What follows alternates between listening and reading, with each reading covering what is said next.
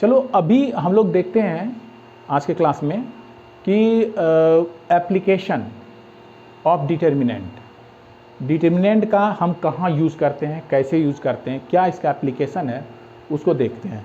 देखो एक्चुअली तुमको याद होगा कि कोई ट्रायंगल है, ये आपका एक ट्रायंगल है। सपोज दिस इज़ ए, जिसका कि वर्टिसेस दिया हुआ है x1 y1 x2 y2 b and c x3 y3, और इसका कोऑर्डिनेट में हम लोग इजीली एरिया फाइंड किए थे, याद है ना।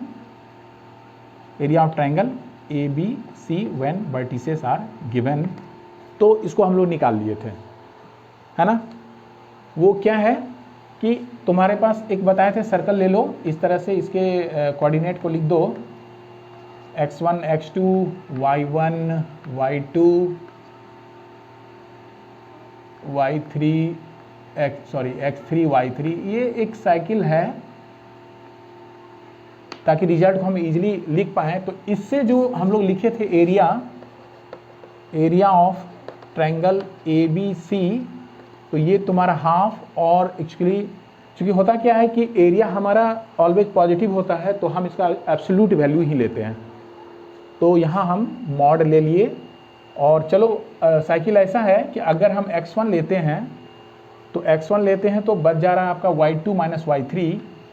ये टेक्निक आपको क्लास 10 में बताया गया था। और जब आप लेते हो x2 लेते हो, है ना। चलो कोऑर्डिनेट यहाँ गलत लिखा गया ना, x2 है ना, ये x1 y1 है एक्चुअली। तो जब हम x2 लेते हैं तो y3 माइनस y1 हो जा रहा है, y3 माइनस y1।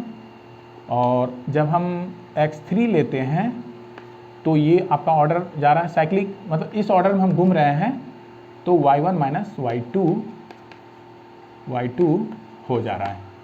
ये वैल्यू फाइंड करके हम लोग निकालते थे कि इस ट्रायंगल का एरिया क्या होगा। तो अभी हम क्या कह रहे हैं कि एप्लीकेशन ऑफ डिटर्मिनेंट्स हमको देता है कि इसके एरिया को, यानी इस रिजल्ट को डिटर्मिनेंट के भी फॉर्म में लिखा जा सकता है। और वो किस तरह हम लिखते हैं, देखिए, चलिए हेडिंग दीजिए इसे। यही रिजल्ट आपको आने वाला है, ये आप कॉपी कर लीजिए, फिर जब हम लिखेंगे तो उससे मिलान आपको करना है क्या दोनों सेम है। चलिए देखिए, तो आज का हेडिंग हो गया एप्लीकेशन ऑफ डिटर्मिनेंट, ठीक है।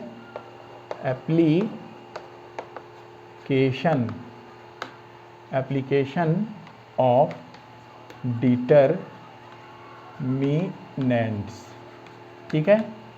ये हेडिंग रहा, और हम यहाँ ये बात लिख देते हैं जो अभी अभी हमने आपसे कहा, क्या है कि विद द हेल्प ऑफ, लिख लो, with the help of determinant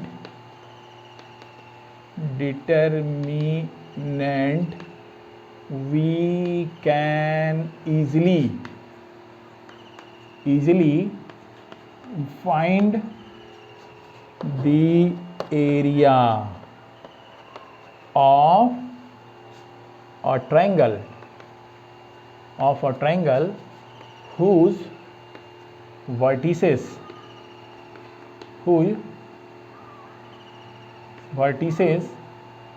are, चलो suppose this is a x1 y1 b x2 y2 and c x3 y3। ये हमको फाइंड करना है। With the help of determinant we can easily find the area of the triangle whose vertices are this.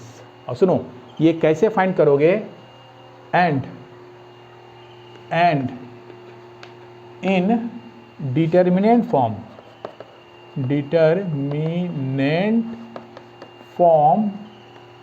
It is given by, ऐसे हम लोग इसको दे सकते हैं रिजल्ट। ये डिटर्मिनेंट होगा और जो कि एरिया का वैल्यू देगा, हाफ इंटू वर्टिसेस को लिख दो x1 y1 और यहाँ 1 लिखो। यही मेथड है x2 y2 वर्टिसेस या 1 लिखो, x3 y3 वर्टिसेस 1 लिखो। और जब हम इसको सॉल्व करेंगे तो डिटर्मिनेंट का वैल्यू जैसे आपने सॉल्व किया था, चलिए यहाँ हम क्या कर रहे हैं, हाफ और ये देखना x1 लिख रहे हैं, x1 तो इसका कोफैक्टर क्या होगा, कैंसिल हुआ, y2 माइनस y3। फिर देखो सेकेंड एलिमेंट को लिख रहे हो तो minus x2 plus minus plus, यही ऑर्डर चलता है ना। तो आपने x2 लिया तो ये कैंसिल हुआ, ये कैंसिल हुआ, इसका cofactor y1 minus y3 then plus, अब ये लेते हैं x3 तो ये x3 क्या हो गया, ये कैंसिल, इसका कोफैक्टर हो गया y1 माइनस y2। ठीक है, ये चूंकि एरिया क्या होता है, ऑलवेज पॉजिटिव होता है, ठीक है ना, एरिया हमेशा ही पॉजिटिव होता है क्योंकि इसका तुम आंसर भी देते हो स्क्वायर यूनिट, है ना, स्क्वायर यूनिट। सो ये पॉजिटिव होगा, इसीलिए हम इस रिजल्ट को इस रूप में लिखते हैं। चलो इसे कॉपी कर लो और इस रिजल्ट को तुम ऐसे लिखोगे, एब्सोल्यूट वैल्यू के फॉर्म में हम लिखेंगे।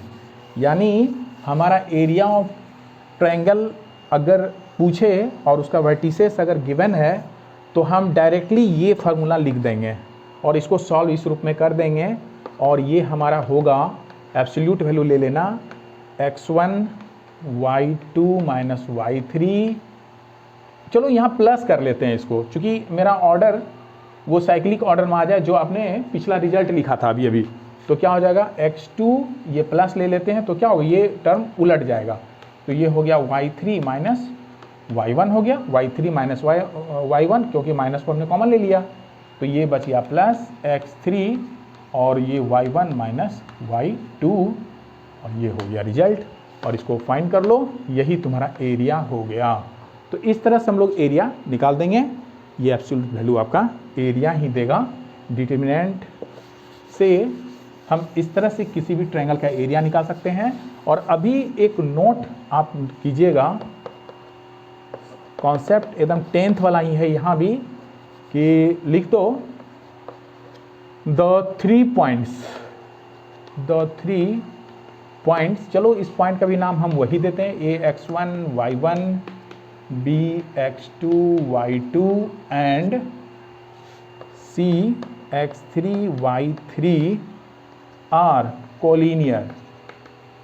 कोलिनियर होगा, means lie on the same line, collinear means lie on the same line, are collinear if, सुनो क्या हो जाएगा, इफ एरिया ऑफ द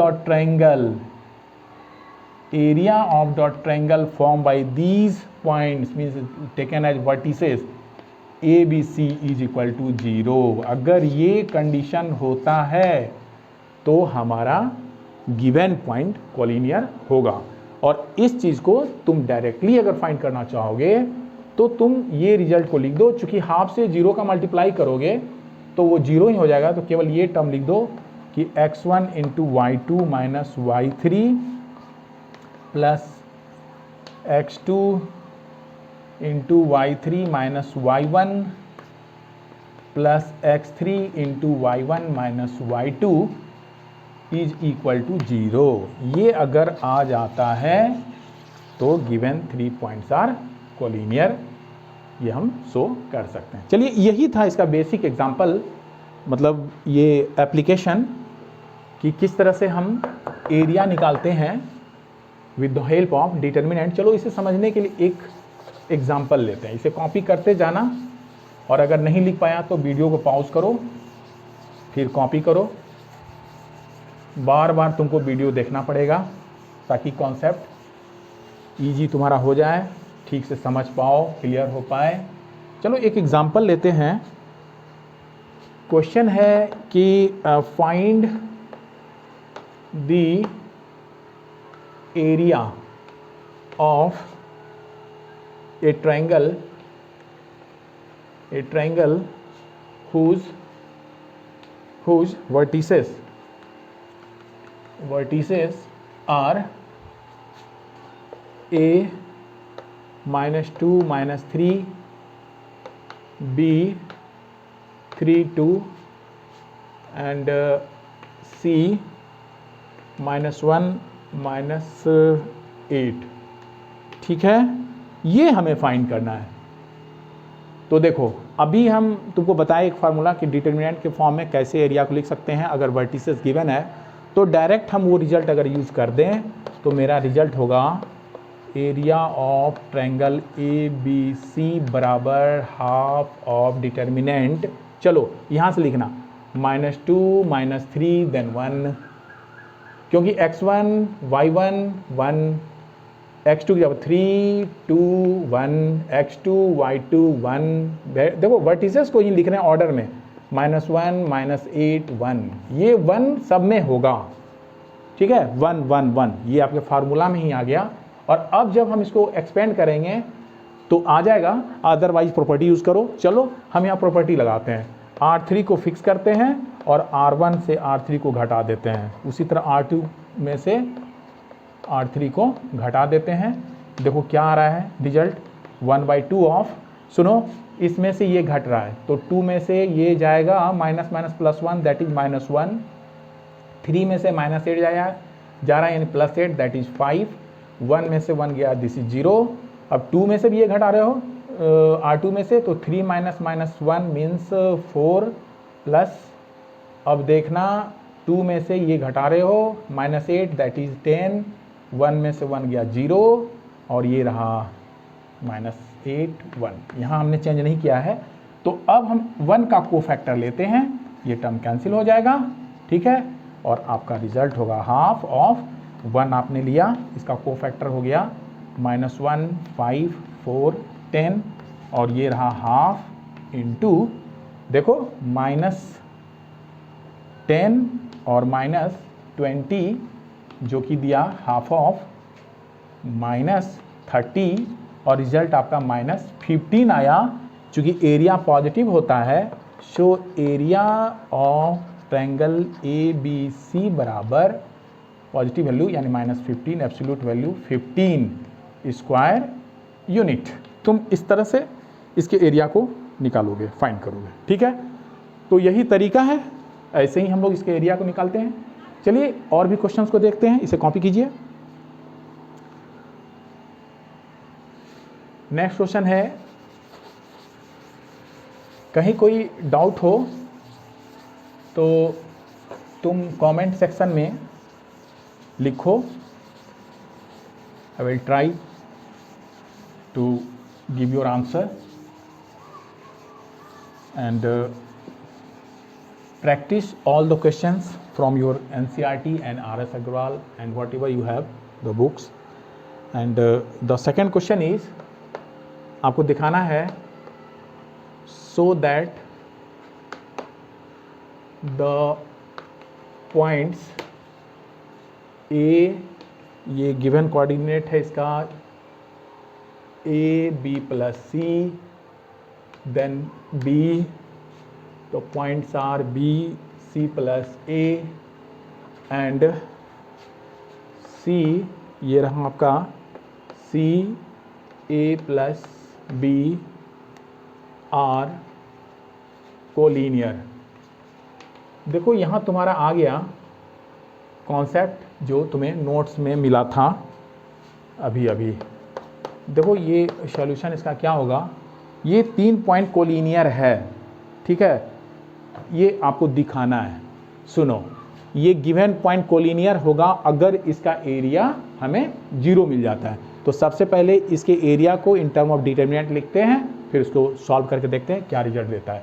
देखो तो सबसे पहले हम लोग निकालते हैं area of triangle ABC in determinant form, तो हो गया हाफ ऑफ, चलो वर्टिसेस को लिख दो, A B plus C 1, then B C plus A 1, then C A plus B 1, ये रहा। अब देखो हाफ ऑफ, अब तुम क्या करो, इसमें ये एलिमेंट को जोड़ देते हैं, यानी ये कॉलम के साथ दूसरा कॉलम भी जोड़ दो, तो A plus B plus C, A plus B plus C, A plus B plus C, ये आ जा रहा कॉमन। तो हम यहाँ प्रॉपर्टी यूज़ करते हैं कि C1 में C1 प्लस C2 कर लेते हैं, तब हमारा डिटर्मिनेंट हो जाएगा दिस इज हाफ ऑफ क्या हो जाएगा, a plus B plus C, then b plus C, then 1, देखते चलना। फिर यहाँ हो गया a plus B plus C, then c plus a 1, and a plus B plus C, इसको ऐड किया हमने, a plus B 1।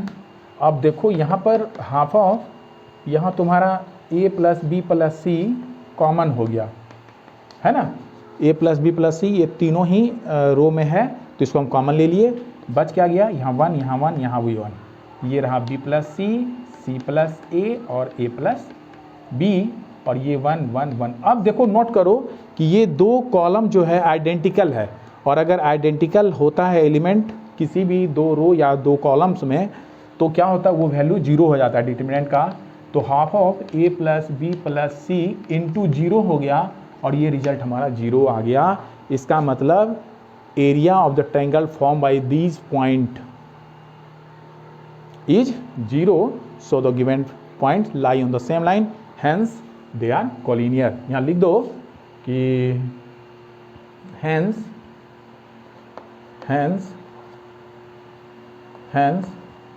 The given points are collinear. यही कॉन्सेप्ट है कोलिनियर शो करने का, ठीक है, बहुत ही इजी है। चलिए एक क्वेश्चन और इसका सॉल्व करते हैं, हम लोग देखते हैं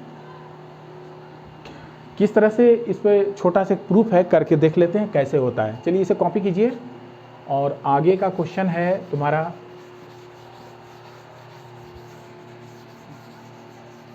बहुत बार एग्जाम में पूछा गया है, तो इसका प्रैक्टिस कर लेना, बहुत ही इजी तुम्हें ये टॉपिक लगता होगा, क्योंकि अगर डिटर्मिनेंट को ठीक से बना लेते हो क्वेश्चंस को, तो एप्लीकेशन आप इजीली दिखला सकते हैं। ये क्वेश्चन है कि if the points a0 b0b and c11 are collinear, then prove that, हमें प्रूफ करना है 1/a plus 1/b is equal to 1, ये हमें प्रूफ करना है। सुनो, ये तीनों पॉइंट कोलिनियर है, तो कोलिनियर का जो प्रॉपर्टी है हम उसको लगा देते हैं, क्या होगा, यानी determinant of the triangle form by this point, sorry triangle form by this point is, area of the triangle form by this point is 0। तो उसको डिटर्मिनेंट फॉर्म में लिखो। देखो क्या होता है कि लिखना as a b c are collinear, so देखो ये कोलिनियर है, so area of triangle ABC means form by these vertices is 0, और इस एरिया को तुम दिखलाते हो हाफ ऑफ हो गया, चलो ये एक्चुअली इसके x1 y1, चलो x1 y1 1, x2 y2 1, x3 y3 1 is 0, और यहाँ पर ये वैल्यू अगर लगाते हो तो हाफ ऑफ, देखो x1 के प्लेस पे हो गया तुम्हारा a 0 देन 1, फिर यहाँ हो गया x2 y2 ये रहा 0 b 1, और x3 y3 तुम्हारा 1 1 1 ये रहा, ठीक है। और यहाँ से हम लोग निकाल लेते हैं कि क्या रिजल्ट देता है। चलो यहाँ पे भी तुम प्रॉपर्टी को लगा सकते हो, तो हम यहाँ पर R1 को फिक्स करते हैं, सॉरी R3 को ही फिक्स करते हैं, और R1 को निकाल लेते हैं, या फिर तुम कोफैक्टर से डायरेक्टली भी निकाल सकते हो। चलो ऐसे ही निकाल लेते हैं, क्योंकि यहाँ 0 मेरा है ऑलरेडी, तो यहाँ तुम लिख दो हाफ ऑफ A को लेते हैं, तो इसके कोफैक्टर को हम लोग लिख सकते हैं B1 1 1, ठीक है, फिर -0, तो इसके कोफैक्टर आपके हो गए, ये कैंसिल हुआ टर्म्स, 0 1 1 1, देन प्लस 1 को आप जब लोगे तो ये कैंसिल हो गया, तो बच गया 0 1 B1, हाँ। और इस तरह से जब इसको आगे बढ़ाएंगे तो ये तुम्हारा देगा a इंटू 1 माइनस 1, ठीक है। ये रहा तुम्हारा -0 हो गया, 0 में कोई भी नंबर का मल्टीप्लाई करो, 0 देन प्लस ये हो गया। सुनो, ये इक्वल टू 0 है तो यहाँ भी 0 लिख देना, यहाँ भी तुम 0 लिख देना, तो ये हो गया तुम्हारा 1 into 0 minus b is equal to 0। देखो ये तुम्हारा रहा है। तो यहाँ हमको देखने को क्या मिल रहा है कि कुछ गड़बड़ रिजल्ट आ रहा है आपका। इसे आप चेक कीजिए कहाँ गलती हुई है। कोऑर्डिनेट को चेक कर लो, सही दिए हैं। कोऑर्डिनेट हमारा A0 राइट, 0B और C11 ही है, तो फिर गलती कहाँ हुई है। हाफ ऑफ A जब आपने लिया, देखो यहाँ हम गलती लिख दिए हैं। A जब लिए तो ये B1 हो रहा है, यहाँ 1 लिखा गया एक्चुअली, है ना। B1 ये कैंसिल हुआ, ये कैंसिल हुआ, B1 1 1, ठीक है। फिर हमने 0 लिया तो ये कैंसिल हुआ, तो 0 1 यस, देन 1 1, ये तो ठीक है। और जब 1 हम लिए हैं तो ये कैंसिल हुआ टर्म, बच गया 0B और 1 1। चलो अब सही होना चाहिए। तो ये रह गया आपका B इंटू, देखना थोड़ा ठीक से लिखना, B into 1 that is B minus 1, और आगे सब ठीक है। चलिए, तो ये आपका रहा दिस इम्प्लाई। चलो यहाँ इम्प्लाई दे दो बिकॉज दोनों तरफ इक्वल टू बन रहा है। तो ये हो गया, देखना हाफ ऑफ ये क्या रहा, AB माइनस A, देख लो ये 0 हो गया, और वहाँ पर minus B is equal to 0, ठीक है। और इसको जब आगे बढ़ाएंगे तो हो गया AB minus A minus B is 0, 2 यहाँ आया, मल्टीप्लाइड हो गया, 0 हो गया, और यहाँ से A प्लस B बराबर AB मेरा रिजल्ट आ गया। अब दोनों तरफ हम क्या कर रहे हैं, AB से डिवाइड कर दे रहे हैं, ठीक है। तो क्या रिजल्ट आएगा देखना, A by AB means 1 by B plus B by AB is 1 by A, और AB बाई AB इज 1, और यही तुम्हें प्रूफ करना था। इस तरह से हम प्रूफ को कर सकते हैं इजीली, ठीक है। बहुत इंपॉर्टेंट है ये क्वेश्चन। चलो ऐसे ही सारे क्वेश्चंस को प्रॉपर्टी से सॉल्व करो, एप्लीकेशन बेस्ड भी क्वेश्चन को कीजिए एक्सरसाइज से। और आगे हम लोग next topic adjoint and inverse of a matrix देखेंगे। चलिए आज के लिए इतना ही, कॉपी कीजिए और फिर आगे प्रैक्टिस कीजिए, ठीक है। Thank you.